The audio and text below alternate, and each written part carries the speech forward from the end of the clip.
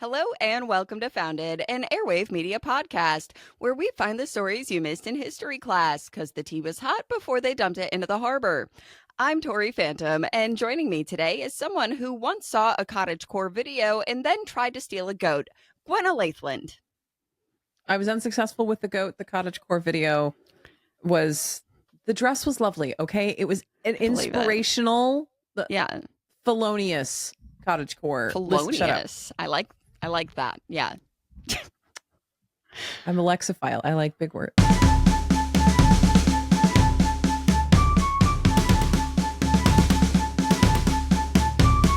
Are you ready for your pop quiz? Always, often, no, but yes. All right. Question number 1. There was a special election in Boston in September of 1765. Who was running for the seat in the House of Representatives? Samuel Adams. Who was he running against? John Hancock. Who won? Samuel Adams. Yeah, he did. He finally got a job. Hooray. Now, it turns out it still doesn't pay very good, but all right. Yeah, at least he finally, all that political writing landed him in a place where he could write more politically. Who was in charge of Boston at this time? Francis Bernard and Thomas Hutchinson. Yeah. And how much control did they have? Pretty much none. None. Even less if you read their own writings. They're like, we're pointless at this point. We got a pretty title. And the bunch of people across the pond are expecting us to do a thing, but then they keep hamstringing us. And they've undermined our own authority and then are wondering why we don't have control of the riotous settlers. Yeah, the riotous masses. Now, what did Francis Bernard think that the colonists should do about the Stamp Act? Just bend over and take it, pumpkin. Mm-hmm. Listen, they might repeal it because that Goose Grenville is gone. So What if we just went along with the stamps so that Parliament saw us as good little boys and then they'll repeal it? Yeah, go along to get along. This always works out. When we start giving the government money, they stop making us give it to them eventually. Totally. Right? Yeah, that's how it works. And we repeal taxes all the time. I mean, not taxes, because it's not a tax, it's stamps. It's a duty. Speaking of those stamps, they arrived in Boston in September 1765. Where were they being stored?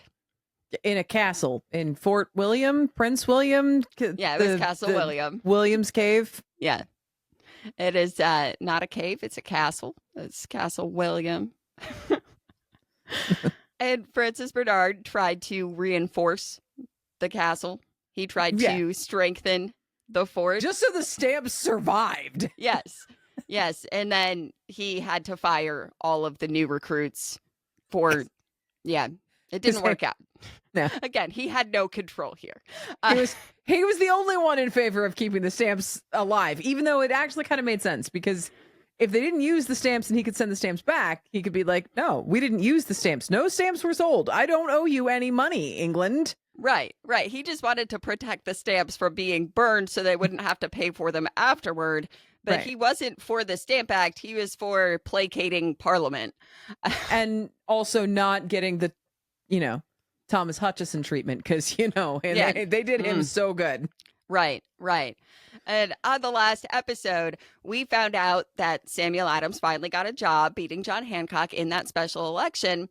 And Samuel was also flipping our favorite political pancake because from the sounds of it, Samuel was super seductive with his talks of liberty, saying things to Hancock and others from the upper class about freedom and the danger to liberty lurking in the corners, which was Parliament was that danger in the corner. And he urged people like Hancock to get involved. He was organizing, and he would eventually secure John Hancock his own seat in the House of Representatives. But we're not there yet. We're at the part where Hutchinson wrote in his history book that Samuel Adams was already seeking independency.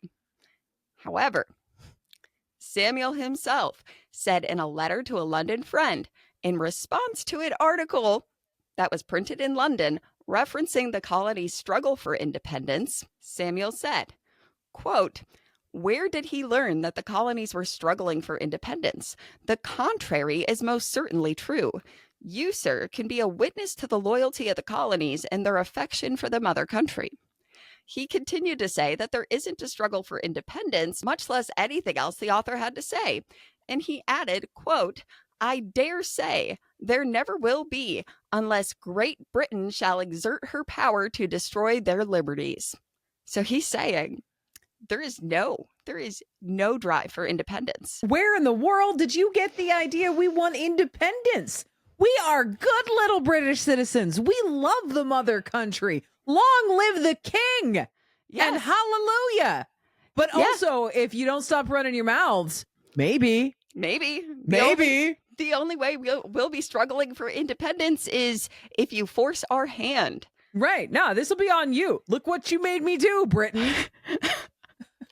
The number of people I just triggered in multiple directions. Yeah. And mind you, this letter was sent 10 years before the shot heard round the world rang out. He predicted it, or he helped perpetuate it. I was going to say, no. Prediction is a strong word there when you're actively hand cranking them cogs. Yeah, he's literally like poking every bear he can find.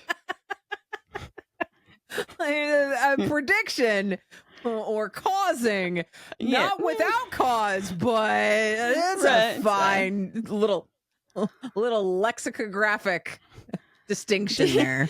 Did he predict it? Did he propagandize the outcome? We don't know. He did say at the end we do. Yeah, we did kind of know. He's a part of it. It wasn't all Samuel. It's both. He ended the letter with, quote, "When the question is asked, will anyone deny that the Parliament has a right to tax the colonies? It needs only to ask again, are the colonies represented in Parliament?" Basically, this entire thing, once again, we come to several points where it is only supposition, and suppositions made in history are always dangerous to make because we're always lacking context and we're always looking at it from the backside. Hindsight is 2020. Comes from that space. However, Samuel Adams is out there saying none of this would be a problem. There are two solutions. Either you stop taxing us or you give us a seat in Parliament. Yeah. If they'd given them a seat in Parliament, we'd still be singing All Hail the King. Yeah. And he did have some views on representation as well, because he was concerned that even if they were given representation, they could never be fairly represented because just numbers alone. There would never be the adequate amount of representation. And the second that someone would go overseas to sit in Parliament, they are now in the same realm as everyone else, disconnected from what's actually happening in the colonies. Well, and the communications delay has already come into, for instance, they had entire riots about a Stamp Act that had not yet gone into effect. And the guy in charge of it actually got fired before they wrote all this stuff. They didn't know that the guy in charge of it wasn't in charge of anything anymore because he got himself fired. Now imagine having a representative. What's your vote, representative, for the colonies? I don't know. The boat sank. Yes. They would have to send several, they would make copies of the same letter and send it on 5 different ships in hopes that one of them would make it. One of them's got to make it, all right? They would cross their fingers in hope that one of those ships would make it. It said pigeons from Rhode Island, just in case. Pigeons can't make it across the Atlantic, but what if they can? Maybe. A very motivated pigeon might make it. But the other thing that we talked about in the last episode is how the Hutchinson House hullabaloo made the radicals realize they had to course correct the cause. They could not just continue violently mobbing everywhere. But they shouldn't. Right. They did make sure that Ebenezer McIntosh didn't go to prison for leading that riot, and everyone else involved, no one went to prison for it. Yeah. But speaking of the Hutchinson house hullabaloo, over a month later, Hutchinson still hadn't received any assistance. No justice was served. He was still wearing borrowed clothes. And he said to a friend that folks were acting like he was a victim of a natural disaster, not a dangerous mob. But like, what are you doing? Just start rebuilding. With what, Tom? Yeah. With what? Right. And even the people who sympathize with Hutchinson were afraid to be public about their compassion because it was so volatile a time. But either way, during this time, Hutchinson was working on his inventory of losses, which ended up being 11 pages long. And he was sending letters to any person he could think of to try to get justice served. And I don't blame him. No, I completely get it. Like, again, the debate is always going to come up. Is it the government's job? Maybe, perhaps, almost, probably not. I don't. Could be. It's complicated. It's super complicated. Especially at this point, it's like you all know who did it, and you're just too afraid to do anything about it. Right. There were forms of redress that no one was taking. Yeah. But again, remember, Hutchinson is the bad guy, right? He seems like such a bad guy. Yeah. But back to the course correction, right? Yeah. The colonists had decided to lean into their non-importation agreements and the homespun movement. John Hancock himself joined in on a non-importation agreement with a whole 250 other merchants of Boston. However, our political pancake hadn't fully flipped yet, and he was still doing rich dude stuff. Right. Because he had written the letter to be like, hey, if they drop the stamp thing, go ahead and ship this boat over. But if they won't drop the stamp thing, you keep the boat because we can't take it. Right. He was sending so many mildly worded letters. That was his thing. And he even wrote a letter that wasn't sent to anyone. It was just for his letter book for posterity that said he never consented to submission to the Stamp Act for posterity. He wrote this just for the history books. They would do that a lot back then. Pretty extreme though, right? The ego is unmatched. Go ahead. You have no idea. Because on our other hand here, he also commissioned John Singleton Copley for a portrait. And we're going on a little side quest about John Singleton Copley, okay? Okay, let's go. Let's go. You may have never heard his name. Nope, never once. You have surely seen his work if you've seen portraits of the founding fathers from Boston. Because Copley was an American-born artist.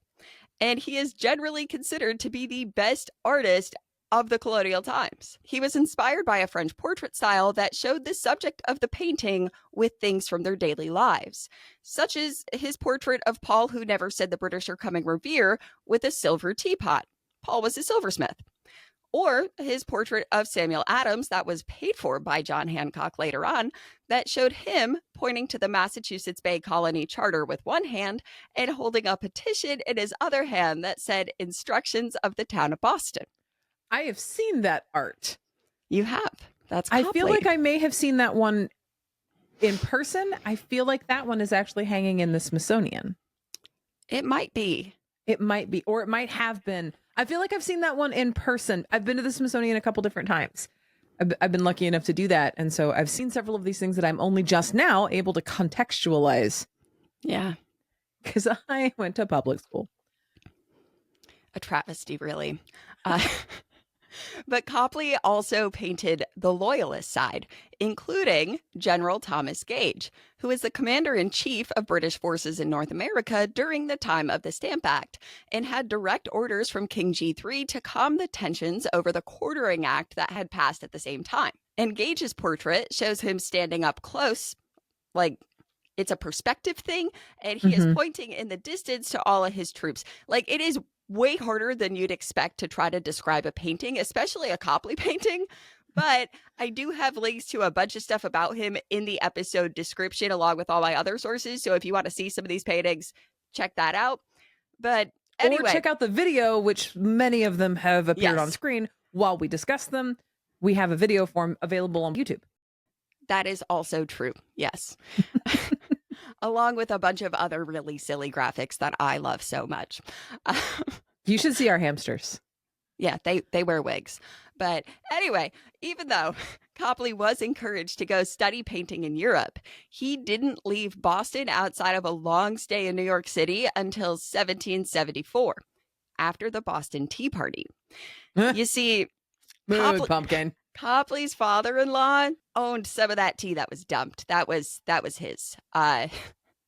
So Copley moved to London and he never came back, but not because he was a staunch loyalist, as much as he just couldn't handle the chaos with all the political and economic upheavals. He couldn't make a living as a painter when war was breaking out, and it was complicated. It was a complicated choice for so many people to make. Mm-hmm. But that's our little side quest on Copley. So now let's get back to the plot that I didn't lose. Okay. Copley painted John Hancock. Yes, and several times. But this specific commission, well, Hancock had directions. He had a specific thing he wanted Copley to capture, okay? Because John Hancock might have been known for his fashion with his lavender suits and silk tights and ruffled shirts. But in this portrait, he wanted to be painted in plain clothes, doing plain work, so he could look like a man of the people. He was pretty easily able to improve his public image this way. Like, he wanted to be seen as a normie. Yes. Even though, like, I've looked at this painting. I'm annoyed that it worked. No! Well, it wasn't just that, because at the same time, he was publicly siding with the populace. And he was very charitable. Like, he might have been a rich boy who wore those lavender suits, but he also took care of people. Mm-hmm. On a past episode where we talked very in depth about John Hancock's upbringing, we know that, like, he was very, like, philanthropic, and he would help, and he basically was responsible for making sure that people could eat because he employed so many people. And he kind of had that early franchisee thing where he became basically business partners with a bunch of merchants that would operate under the House of Hancock, and they would keep 50% of the profit. And unlike Britain, who is like, no, we are strictly deciding what you guys can trade and sell and import and export, he was like, if you're not getting the goods you want to sell from me, feel free to get them from anywhere else. You can still sell them. So it turns out that cooperative business is possible. You can network together large and small businesses and neither actually hurt the other, both of them serving and supporting one another. Yes. The idea that we can only compete until death is just late stage capitalism. And exhausting. They hadn't gotten there yet. Yeah, this was early stage capitalism. Good times. Continue. John Hancock's business might have actually done a bit better during the non-importation agreements than other businesses because he had pre-shipped enough stuff. He was very business savvy. Mm-hmm. And while Hancock may have been doing fine, no one else was. Like, it was chaos from the lowest levels of the social hierarchy to the highest ranks in government. I mean, Samuel Adams was elected to the House of Representatives, and he was obviously making waves as the cuttlefish he was. He was good at that. And Royal Governor Francis Bernard had hoped that he'd find more solidarity in the representatives that were coming from outside of Boston, because it was well known that the more rural areas inland were always far more conservative. That remains true today. The rural communities tend to be more conservative than the urbanized areas. Right. So he thought that maybe the farmers in the House could assist him in wrangling Boston. However, he quickly realized that the farmers were actually happier to do violence and revolt than the Bostonians. All right, the Massachusetts farmers will save us. Oh no. Yeah. It was now the other side saying, the Massachusetts farmers will save us. Because they had all sided with Samuel Adams. He already won them over, gained their loyalty. Because it turns out that Samuel Adams has been publishing his strongly worded articles everywhere. Imagine a dramatic zoom. Everywhere.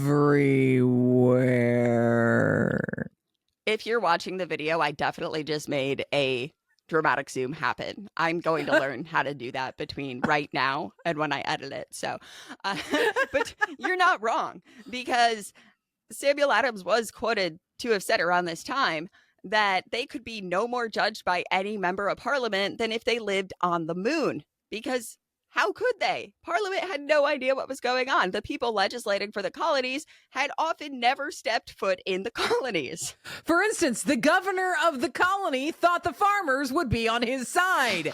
He was in the colony and didn't get it. Right. And Samuel wasn't in the House of Representatives until moments before it had shut down again, after the first shutdown where Samuel's instructions had called for a Continental Congress for the stamps. Yeah. And at the first time they reconvened, which was before Samuel showed up, right? Bernard came with his speech about how they should just go along with the stamps until the basical. No. You leave basical in there. He said in his speech they should go along with the stamps until the basically inevitable repeal of the Stamp Act. You've gotten in my head. Because Parliament was going to want compliance first. And then, the House responded with a bill that basically said, yeah, I hear you, bud, but what if we just did business as usual without the stamps? That bill Yeah, we could do the stamps, you're right. Or, wild option, we could not. We could not do anything with those. What about no? That bill, though, it actually never passed the House. And Bernard had thought it had simply just been rejected. But as it turns out, he was still out of touch because there was more to it that he just didn't see and or failed to understand. Because the House didn't just reject the bill. They rejected it because it was based on the idea that with no stamp man, there could be no Stamp Act. So they realized they were accidentally implying that Parliament did, in fact, have a right to tax them. So if Parliament got their dirty hands on the bill, they could add some resolutions to the Stamp Act and there'd just be a new stamp man implemented. Right. Which would mean they would then have to comply because they were good Englishmen after all. So they were playing a long game. How do we make sure that we don't accidentally admit Parliament has this authority? Mm-hmm. Yeah, because if we codify anything, then it looks like we're saying we believe it to be real and fear consequences for not abiding by it. So we have to say, no, there's no consequences. You can't do anything to us if we don't use the stamps because you have no authority to make us put stamps on anything. Yeah. And after asking the House to help influence the constituents to just go along with it, Francis Bernard really thought it was going to be easier to resolve the tensions and get back to more peaceful times. And he really wanted to with winter coming because he was terrified of what would happen when the ports were closed due to the lack of stamps and people would no longer be able to meet their needs. They were already struggling. Bernard thought it would be pretty easy to get rich people on his side, because the rich folks surely wouldn't want the poor rising up against them when they couldn't meet their needs. What he failed to realize, again, because he is just living in his own world, was how easy the lower class's anger could switch directions from the rich to the government. The people who would be responsible for closing the ports. So once again, we've been doing it since before the United States. We look at the people and go, you have no money, therefore you have no understanding. No, what do you mean you're mad at the thing that the smart people are mad at? You're also mad at the thing? Oh, because being poor does not equal being dumb. Wow. It turns out that the poor people who didn't make all the money did in fact understand that taxation without representation is a problem, and they didn't like it. Yeah. It wasn't just that they were mad at the taxes, they were mad at the principles, you Brussels sprouts. Someone grab me some pearls to clutch. Wow. Shocking. But as we know, Bernard had realized that he had no real control, right? Yeah. He still tried to do government the government way, though. And honorable, I guess, buddy. He went all the way to the House of Representatives and asked them for guidance on what to do with the stamps. Like the Stamp Act is coming. November 1st is coming. We have the stamps in the castle. Please, House of Representatives who hate me, give me guidance. And I think this is his way of trying to reach across the aisle. No. Whatever his way is, I know about half of those gentlemen inside that chamber when he like bops up and is like, "Hey guys, what do we do? Hey, we told you 19 times what to do." Yeah. That's basically what happened, because he's like, "Hey, can I have advice?" And the House is basically like, "Yeah, man, that's not our problem. You're on your own, pal." Like, they said they could not advise or assist him. Listen, we sort of already made clear our thoughts on this matter. So if that's unclear to you, I don't know, go snort mud or something. We got nothing. Snort mud. I love it. But I mean, all things considered, the House really pulled a parliament. They refused to even consider the question. Shrug. Yeah, no, I'm not going to read that. I'm not reading it. What do you mean? Petition? No. That's a lot of words. Too bad I'm not reading them. Right. And you might remember Bernard when he took his seat as governor. He was quoted to have said that he expected an easy and quiet administration. Quiet. Right. This was just like 4 or 5 years prior to this moment, where he has now switched his opinion and said that he found his position, quote, "more troublesome and disagreeable than I could possibly have expected." Also, keep in mind, this whole time, he's not making a ton of money. He's in quite a bit of debt. He's in so much debt. He's in so much debt. Like, he went from Jersey to Massachusetts thinking it was going to be better because Massachusetts had better governor pay, but it still wasn't very good governor pay. Because they weren't paid by the colonies, they were paid by it got weird how they got paid. I don't think I fully understand that, but this dude, he couldn't just leave. Like, this position is what was keeping the creditors. Yeah, this position, because he had all this crown blessing all over him that he had to pay for. They had to pay a commission to have the commission. Right. Yeah. So like that protected him from guys being like, "Hey, dude, you owe me several £1,000s, which is the equivalent of several million modern dollars." Oh yeah, but I'm a governor. You can't do anything. I'm a governor. I have credit in theory, probably. The crown says I'm a good guy. Do you see? There's a stamp on this piece of paper. Mm-hmm. There were a lot of differing opinions happening all over the colonies, across the ocean. Wait. There were a lot of differing opinions across the colony. It was a really divisive issue that was happening in the 1700s. Mm-hmm. But at this point, right, we know Grenville the Goose is gone. Yeah. And we are in October of 1765. So we are weeks out from Stamp Day. I was going to say, Stamp Day still has not happened. No. We have not achieved Stamp Day.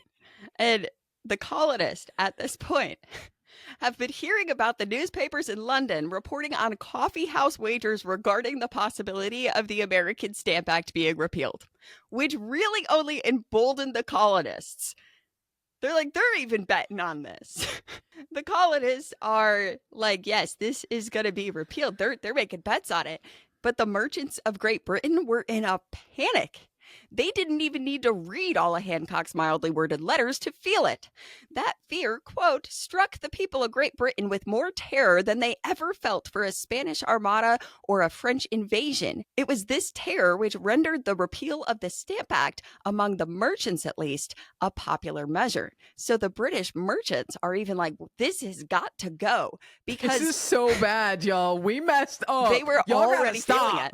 Yeah, they were already feeling the effects of the non-importation agreements, and even a few years lapse in the colonial market could totally ruin the British economy. They needed the colonies, and now they see that they needed the colonies. And the colonies were like, yeah, we'll play chicken, man. We stopped eating lamb so that we could make our own wool. We're good. We can keep this going. Did you not see that Copley portrait that he spent a lot of money on where he's wearing plain clothing? We could keep making He's our own one clothes. of us, one of us, one of us. We He's can't like even afford holding to a look at potato him. and everything. Exactly. They were I on don't know the why I same picked side. potato. I feel like potato is an inappropriate vegetable for this particular analogy, but let's just, I like potatoes. It's fine. pumpkin. Pumpkin is probably more appropriate. I'm fine. Potato, pumpkin, whatever. But the colonists, they were so firmly in opposition to the Stamp Act that Stamp Act Congress did actually happen, which was really shocking because all of the different colonies had different governments, different economies, different needs. So for them to be able to come together was thought impossible. And at the same time, it was widely thought that nothing the Stamp Act Congress could accomplish could possibly be agreed to by Parliament without Parliament having to give up its authority. They are literally playing chicken. It's a power play. Yeah. Yep. And it's terrifying. The British are not, the British government, specifically the Parliament, are not pleased to hear that the colonies are getting together willingly. The British government was very invested in keeping the colonies hating each other. Yes. That is part of the reason why all of the governments were so very different from one another. How they ran, how they were set up, how they were commissioned, the importance of each it didn't matter who made what. Yeah. Unification was a horrible nightmare idea to them because if the colonies could unify, well, Britain was already afraid from the beginning, like before independency was even on the table. They were terrified that the colonies would sometime try to be independent. Yeah. And many in England saw that this Congress was an unauthorized convention. Like it was a problem. And so Parliament decided before a petition was even drafted at this Congress that they wouldn't be reading it because their authority had already been denied so many times. They weren't going to see it. Nope. Yeah. We don't have to read real things of imaginary organizations. Exactly. That is exactly the vibe. But it is now time to discuss the Stamp Act Congress, which was the first Continental Congress that convened on October 7th, 1765 in New York City. Does the Albany Congress not count as the first Continental Congress? Not in the same way. It's complicated. Okay. Anyway, we only vaguely know about the Albany Congress and not much got accomplished there anyway. It was like a trial run for this. Yeah, and that one was technically authorized, so it's like a little different. Yeah. And so at this Stamp Act Congress, the only colonies not in attendance were Virginia, New Hampshire, North Carolina, and Georgia. But they all did say they would go along. There was still, 9 there, but the missing colonies did say that they would go along with whatever was decided. Fair enough. On a previous episode, you asked me about why Georgia was always so far behind. Yeah. So I've decided we're going to start doing Georgia lore drops. It's going to be a new side quest. Okay. Give you a little backstory on Georgia, okay? Georgia was the last of the 13 colonies to be founded, coming in 50 years after the 12th in 1732. So at the time of the Stamp Act crisis, Georgia had only been around for about 30 years. Yeah, there were people alive and active in government that remembered when Georgia wasn't a Georgia. Yes. And Georgia lacked any governor or governing body for the first 20 years of existence. It was ruled by a board of trustees in London. Georgia began as a prison colony. The guy who got the charter for it was a prison reformist and wanted to get, quote, the deserving poor out of prison and into positions where they could do good. Protecting South Carolina and producing goods for England. Interestingly enough, Georgia was the only North American colony to ban from the start rum, lawyers, Catholics, and slavery. However, rum and slavery were legalized within those first 20 years. Yeah.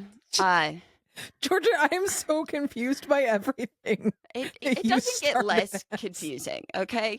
Uh, What do you mean it started as a penal colony by a prison reformist oh no, who banned slavery? you are not even ready for how more wild this story gets, right?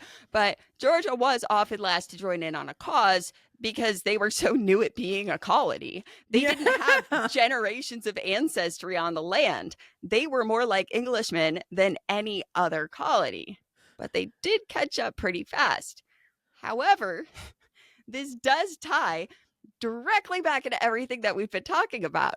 Because you know how Thomas Hutchinson wrote a letter to Benjamin Franklin complaining about how the Sons of Liberty co opted his join or die snake? Yeah. Yeah. So the reason that Franklin chose a snake for his original cartoon dates back to 1751 when Benjamin Franklin wrote a satirical article called Rattlesnakes for Felons, where he said that the American rattlesnake should be sent back to the mother country in return for her criminals. Because, quote, rattlesnakes seem the most suitable returns for the human serpents sent to us by the mother country. Ow! Benjamin! That was rude! I told you, Benjamin Franklin is the most unhinged founding father. Because the colonists you're sending us are slightly as good as rattlesnakes, so I guess we'll ship some of these back to you. Yeah. Have fun, pumpkins! He's like, you're sending us your criminals, we'll send you our snakes, we'll call it even. But back to the Congress. Georgia clearly was not at the first Continental Congress, the Stamp Act Congress. But when Georgia was barely Georgia at the point. Okay. Yes, exactly. And when the Stamp Act Congress first convened, they spent some time debating who could vote and who could just advise, because in any colonial assembly, people were sent with instructions from their town or colony that would tell them how to advocate for or give them permission to vote on what was going to happen next, right? We know this because Samuel Adams was often chosen by the town meeting to write instructions for their delegates that went to the House of Representatives. Right. So they all had to come in with their instructions and kind of figure out who was allowed to do what. Right. Some of them were mouthpieces and some of them actually represented the votes of the colony that they came for. Right. And this event, the Stamp Act Congress, was so incredibly significant because it was the first time that all of the colonies were speaking in one unified voice. And they created the Journal of the First Congress of the American Colonies in opposition to the tyrannical acts of the British Parliament. Because nothing could ever just have a name like Congress Journal. You will never question. I have absolutely no room to talk. You know how all of my books are titled. Honestly. Available everywhere you order your favorite books. Thoughts. Comes out April 14th, 2026. Link in the description. But the goal of this Congress was to consider their rights and privileges as colonists in contrast to the hardships forced upon them by Parliament, specifically in regards to the Stamp Act. So they worked together for a couple of weeks, eventually coming up with a Declaration of Rights. And the opening to this petition that was to be sent to England, that they had already decided they wouldn't read, started off with a declaration of their, quote, warmest sentiments of affection and duty to His Majesty's person and government, before explaining why they wrote their declarations, of which there were 14. No, I will not be reading them all, don't worry. But they basically said a whole lot of the same stuff they'd been saying, right? Because the first declaration was that the colonists, like the Englishmen in England, were subjects of the same kind and they owed the king and parliament their loyalty. So they started off by saying, like, we are loyal to you. We are. Yeah. And then they continued with a lot of the stuff they had already said, like being taxed without their consent or without representation. Only you guys promised you guys wouldn't do this. The stamps are technically a tax, no matter what you call it. Exactly. This is inconsistent with the British Constitution. And our charters. Yes. And that the Stamp Act, amongst other acts that have been imposed recently, are violating our rights, right? And so they had also said in these declarations that the Stamp Act, amongst other acts, are unpayable because we have no money. But don't worry, because you're making money, a lot of money, off of our trade. these taxes are going to make it so we can't afford to buy your stuff. Yeah. And also, they said that it was the unquestioned right of the colonists to be able to petition the king or parliament. And their last declaration said that it was the duty of the mother country, the king, and themselves to get that Stamp Act repealed. It was for the betterment of everybody. Listen, it sounds like a good idea, but on paper only. This will not work. We are telling you from the position of the money you think you can get out of us, you have already got. The trade we do back and forth is how you make your money, friends. All the rest of this is going to make it impossible for you to make any money you can get. There's no more money to fish out of the colony. It is our legal, ethical, and patriotic duty, all of us, to drop this right now. Sit down and return to life like it was. Thank you. Yeah, that is really all the colonists wanted at this point, was to go back to the way things were before George Grenville. And they were really hoping they could, because now they were after George Grenville just 2 short years later. Right. He was in and out super fast. Silly goose. Causing all these problems. Technically being the one to probably kick off what was inevitable but a war. Yeah, they would have got there sooner or later. Like it was going to happen. But yeah, if it wasn't the stamps, it was something else, because they were already, like, even before Grenville, these patterns were popping up. The Sugar Act was Grenville, but there were a couple before that were a little questionable. Yeah, there's the whole Navigation Acts, which I haven't gotten into, but I should, and I will. There's the whole, like, excise duties and the things that they were supposed to be paying that it was just easier to smuggle around. Mm-hmm. Like, it was a pattern that Grenville made significantly worse all at once. Oh, he made it so much worse. And so the Stamp Act Congress, they produce this petition, they send it, it's not read or whatever.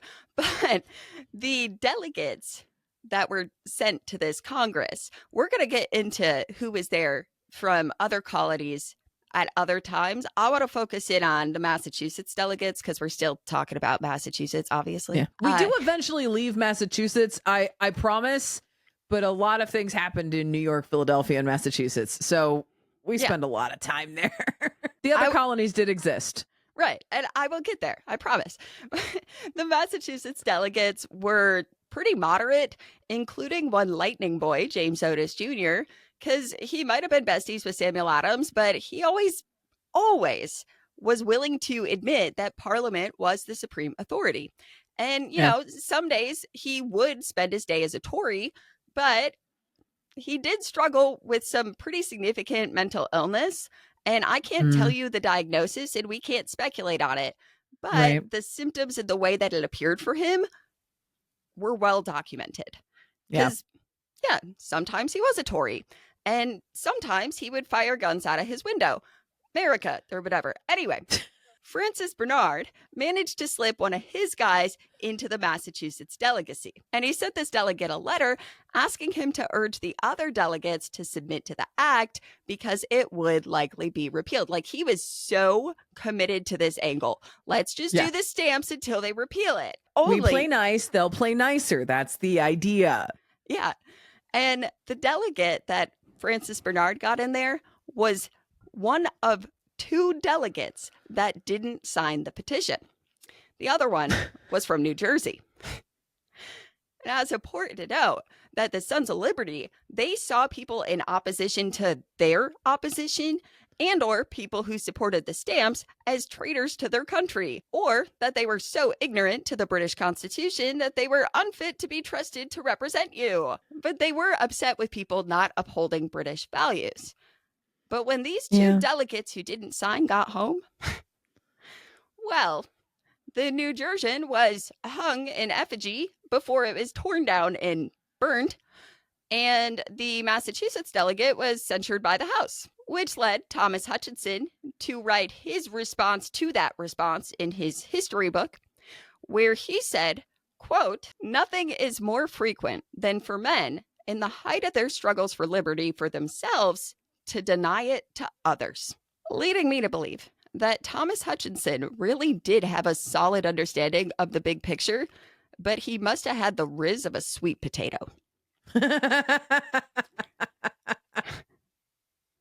Listen, I have a very distinct picture of this man. I know what his portrait looks like, and I have laid over all the rest of what I know, and this is it is just a walking pile of stereotypes is what it is. Yeah, I could see it. But in the days leading up to Stamp Day, everything was in chaos from top to bottom. In a letter that Bernard sent to a friend, he criticized the way that the Crown sent the orders for the act, especially an act that people saw as illegal and didn't feel like they had to follow, especially because they didn't provide any enforcement mechanisms. Bernard said that it was, quote, just tempting them to revolt. Every single person saw what was coming. Listen, they've sent some vague rules, a few boxes of paper, into a colony that they know full well doesn't want it. It has been made abundantly clear several times whether they wanted to read the details or not. They know what the colonists are complaining about. And then they just sent the boxes of paper. Did they send any troops with the? No, they just sent the boxes of paper and went, good luck. We'll have our money now. And that feels dumb. Oh, it gets worse. But Bernard preemptively disbanded the House 9 days before the Stamp Act was to take effect to hopefully chill them out. And then he called a council meeting to discuss this parade that they heard was scheduled for November 1st, the day of the stamps. Just a conveniently located parade. Yeah. Would that parade route potentially be moving anywhere near Castle William? Would they be carrying anything? But he was also concerned for this parade or any gathering because he was positive that would end in violence, especially because Stamp Day was just a couple days before November 5th, which always brought violence. But more on that later. Bernard and the council had decided that they needed to have the militia guard the town from October 31st to November 6th. Now, you remember General Gage? I told you about him earlier. Mm-hmm. He was paid by Copley. Well, back in September, he had offered to send in 100 regulars, the British Army Redcoats, to Boston for the incoming Stamp Day way back then, 2 months before. They already knew it was going to be a problem. Quick question for location. Thomas Gage, is he still in Britain at this point, or is he stateside? Oh, he's in the colonies. I believe he's headquartered in New York at the time, but he is there. But Bernard declined his offer because at this point people had settled down a bit after Hutchinson's house, and he worried that such a small number of regulars would actually do more harm than good because it would just irritate the townspeople. But it would feel like they were preparing for a threat, when I can see Bernard's point. Listen, they sort of self-corrected after tearing down Hutchinson's house. The rhetoric changed. Oh, that was a line too far. We shouldn't have done that. So if we trust them, if we show that we believe them, maybe they'll behave. Which was honestly, wildly naive. Good try, Francis. This entire episode is Francis is just in his own world. A government leader out of touch. Okay. That's new. Shocking. Yeah. But Bernard and the council decided to call in the militia. The militia was typically more well tolerated because the militia was made up of people. Of themselves. Yeah, it's them. And so they called up the militia. But can you guess what happened with the militia on October 31st? I'm guessing they, one of two things. Either they just didn't show up because they're I don't want to, or they showed up and then just watched everything start setting on fire. Oh, that's neat. Just look at the sparkles. You're close. The militia officers went down to the council to let them know that it wasn't going to work. They couldn't call the militia because the first drummer they sent out had his drum broken, and many of the other militia members were just paid off. They weren't coming. The first one went out. Hey, it's just got the drum. He's like, oh my God, what are they doing to it? I'm going home. No, I'm going home. Yeah, we're good. We're good, man. And Hutchinson did say in a letter to a friend, quote, "We are in such a state that it is not safe to write, scarcely to think." And he continued to ask, quote, "If this was liberty, what constituted tyranny?" No. That's not how that works. Well, it's complicated though, isn't it? Because, It is. I see what he's saying, but no, like, the if you non-ruling don't class agree- actually cannot be tyrannical if they are Yes. still the non-ruling class.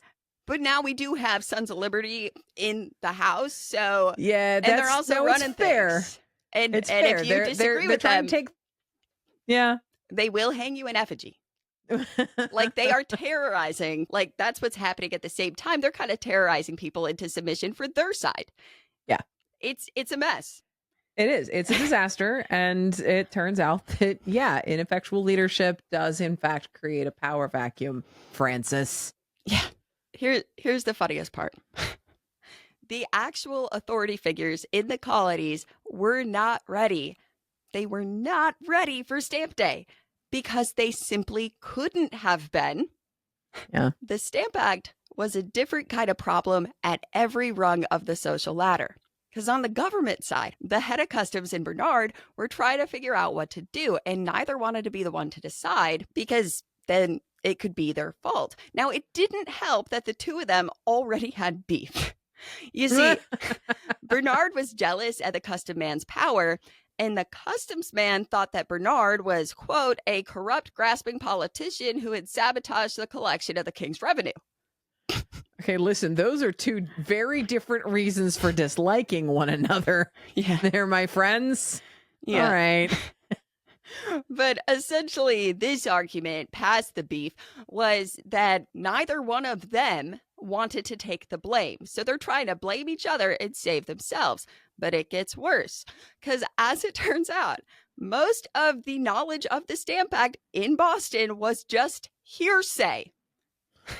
Only 2 copies of the Stamp Act even made it into Boston, and only via private letter, one of which was printed in the paper, which is how the literal royal governor, Francis Bernard, learned about its contents, including the fact that The guy holding the stamps got to figure out what to do with the stamps because somebody else got it in a letter who then had the wherewithal and foresight to go ahead and publish that in a paper. Mm-hmm.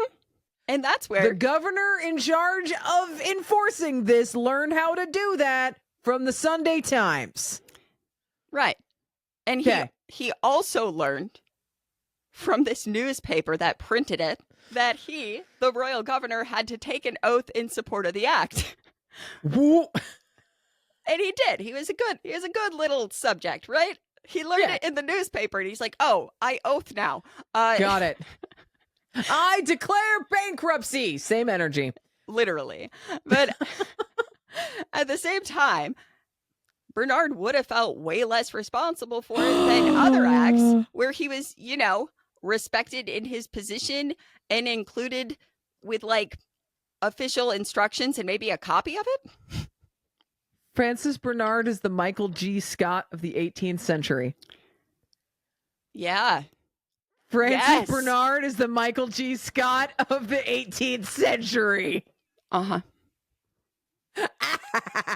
All right. No.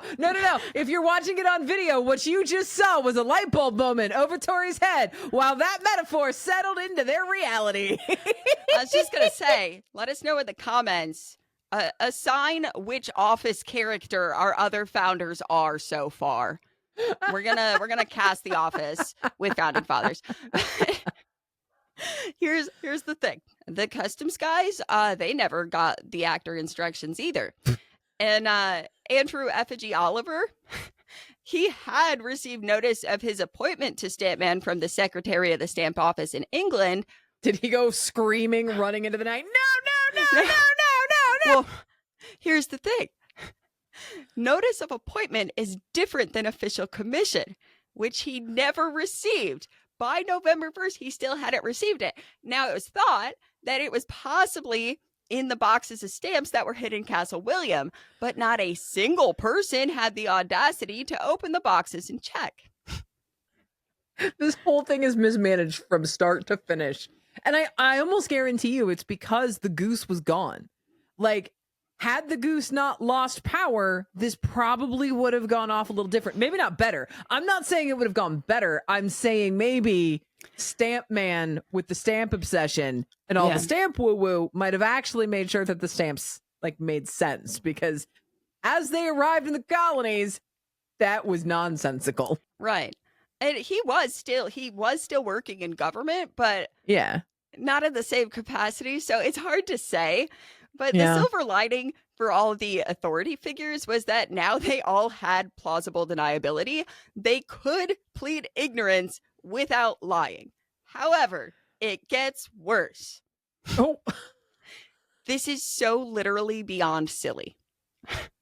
So what had happened was, the day before the stamps were meant to be used, these tax guys, they go to the head of customs and they ask what to do regarding the stamps that they were supposed to be using the next day. The head of customs, he says, well, I don't have any advice, but also do your job. Strictly adhere to acts of parliament in relation to your duties in that job. But I don't know, man. Like, my supervisors haven't given me any direction. Right. Like, I don't know. You don't know. Best we can say is just what's written, do that. Right. Does it make sense? No, but do it anyway. Yeah. He says, probably go ask the attorney general. So they do. It gets them nowhere. Obviously, next person on their list to visit is Andrew the Stamp Man Oliver, who resigned. Yeah. He resigned. Remember that? Yeah. Mm-hmm. Yeah. So they asked Andrew Effigy Oliver for the stamps they needed for their office to do their job.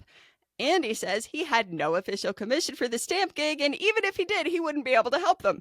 So then these fellas head over to ask Royal Governor Francis Bernard for assistance, who also said that he couldn't touch the stamps and that he couldn't appoint anybody else to. The crown's got to do it, and I'm not touching that with a 10-foot pole, kiddies. Yeah. So now these tax fellas are in a pickle, but now they also have all of this data they collected about how they also aren't accountable. Every single official is like, I now have proof that it is not my fault. I am not to blame. I did my due diligence. I have paper records. Do you want to see my letter book for posterity? See, the letter books weren't posterity. The letter books were CYA. Well, it was some things they would put into their letter books for posterity, but, you know, especially John Hancock, who just wanted everyone to know that he never agreed to it. Ever.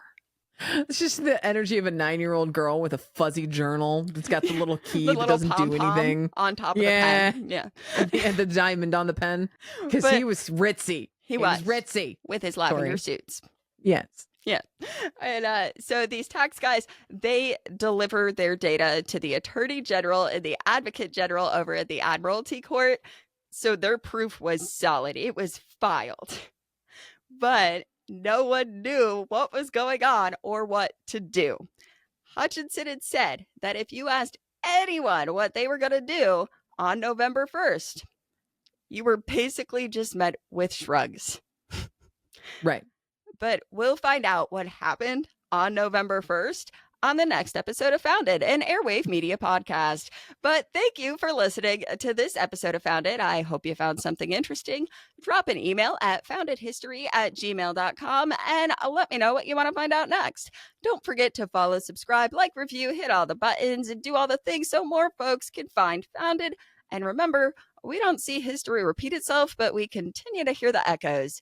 Visit airwavemedia.com to listen and subscribe to their other fine shows like Childproof, Bibliophage, and a bunch of other podcasts that don't feature Gwenna and I, like Benjamin Franklin's World.